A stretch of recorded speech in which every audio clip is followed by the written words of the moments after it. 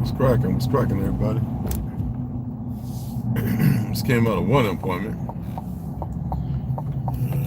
So I learned something. I'll tell you what. I know I've talked about it, but I actually was reading some more.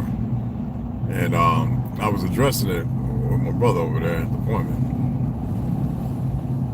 And I know I've said it before, but you know, when I first received that medication, and I'm gonna say it again and again, because and you would think that I'm bothered by it. No, I'm looking at what I need to do and who I need to call, because the VA has some sick people working there. We were having discussions about certain doctors. He worked at a crematory, and he said, you know, the most horrendous thing he had ever seen. And if this bothers anybody, this could be bothersome. So I would ask you not to pay attention. I'm going to reiterate this. I'm going to ask you not to just turn it off, all right, not pay attention. What's going on, Joshua? And he says, you know, the crematory he worked at, what they did was they put people into a coffee can. Just listen, it's not with coffee, or it doesn't say Bustelo on this, that, and the other one, all right, Maxwell House. These coffee cans, they put the ashes in. There's quite a few ashes. A lot of veterans go to the, you know, crematory. Anyway, and he said it's funny how he noticed all these cans with the ashes, with the names and every labels on and everything for the families or whatever, right? But he says he never understood why there was at the very top, these things had no names on them. A whole bunch of these coffee cans. And so, you know me, inquisitive, I said, what do you mean? Well, you know, what do you mean?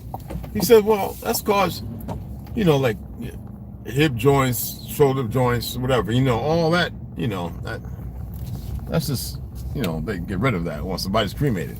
But what he said was very disturbing is, you know, all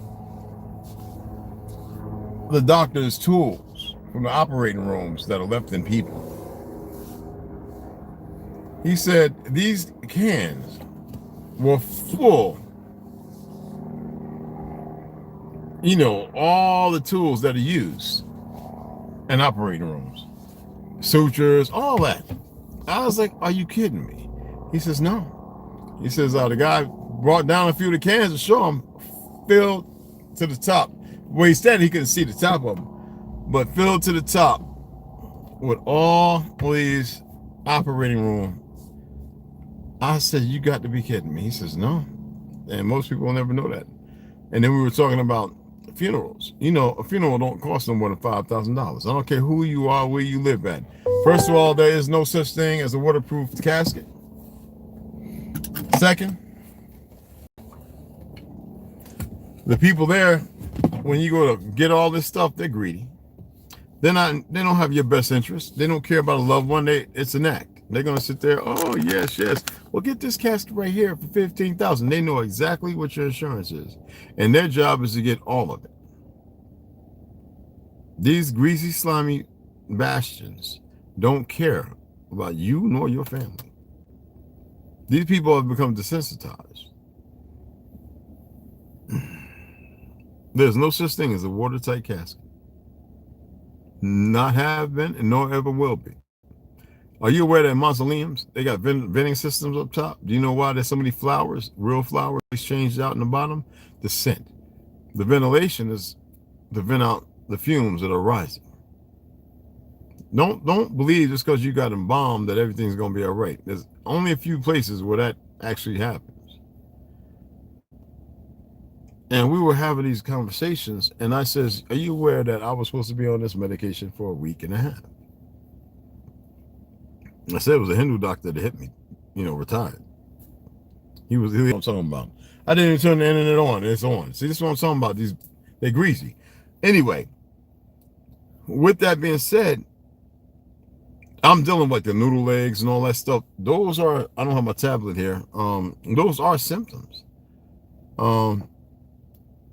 Then a good brother just hit me up, and I'll reach out to him later. I got to go inside and run back out again to another appointment. And I wanted some yoga and stuff, but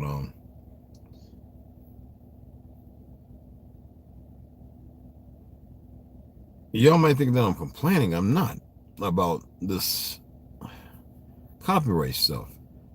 I went and read some more information that they sent to my Gmail, and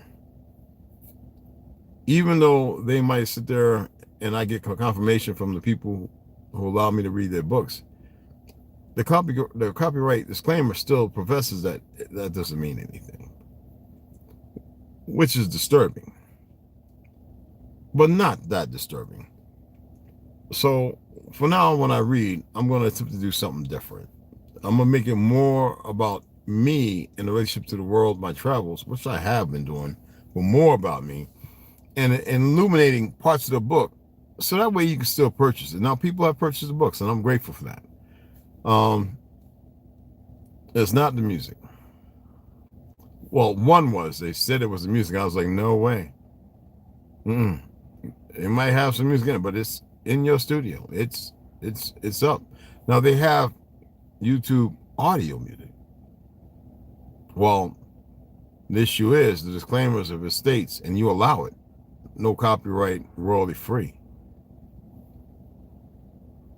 If you allow it on your platform, that is what it alludes to. Otherwise, that's misinformation. It could be taken as misinterpretation, unless you make it more clear than a disclaimer. That's the beautiful thing, again, about studying law. It's not back and forth. It's not that. Because I could just do without. Like I said, super chat. I need to go ahead and get that up and running. I mean, I have it up. I just haven't, and I'll read on that. Okay? Just letting y'all know. I believe we're getting really good, and there's so much information out there. The truth is that you're making people think beyond comment. Yes, well, and also, it's not about that, because they'll say it doesn't have an effect, but copy claims can be utilized to take down a page. It can, and it has done it, which alludes to another thing, which, like I said, I read all their information, which there's nothing actually right or legal about that. That's just personal. That is personal, and I'm not personal. This is not personal to me. I am looking at things without being obstructive.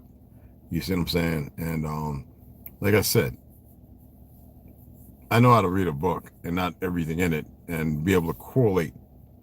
Yo, what's going on, Big Pondy? Up? What's going on? Y'all popping up. I don't know why it doesn't do that when I'm inside. And my cat's looking at me like, yeah, I'm coming, fool. So I'm going to give it a run. And it's still going to be the material. And I'm just going to do more commentary.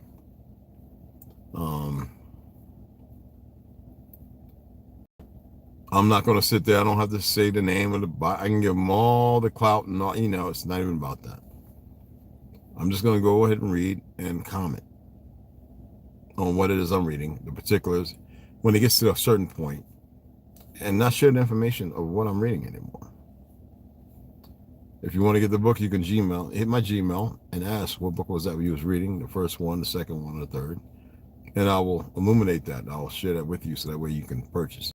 I'm not going to sit there putting every book in the description. That's just not going to happen. That's just like, y'all be looking, what is he doing? That's like them guys that be on Facebook or whatever, and they got, if you read, you can see the copy and paste and all the information. It's like, nah, bro, you lost me. You know what I'm saying? So I'm not going to do all that. But again, like I said, it's not, to me, it's nothing personal. You dig what I'm saying? So I'm going to do it that way. I'm going to mediate a different way of dealing with it. And I also want to make sure that nobody's sitting there, because you have people out there, they will attempt to copyright your stuff because it makes them feel some kind of way, which I really don't care. And I know YouTube will look at it and be like, oh, remove it. As long as they're willing to look into it deeply, it's up to them. I don't care what people believe the earth is round, flat. I give my subjective opinion. That's all it is.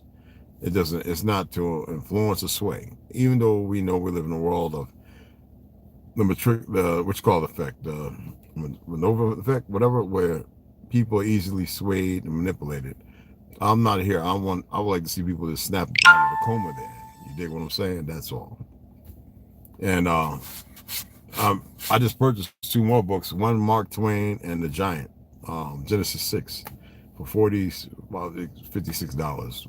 You know, and the other one was about 24.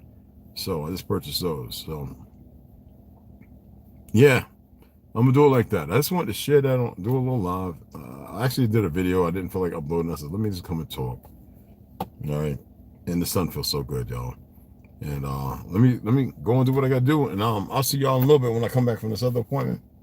And we'll give this reading a run and see how it works. You know, I gotta learn. I gotta learn how to. You know what I'm saying? There's other ways to do it, but I'm going to utilize what they've stated. You know, as it's possible for me to do it. All right. So respect everybody that came in. Appreciate the thumbs up. Let's beat this algorithm. You know what I'm saying? And I appreciate you all.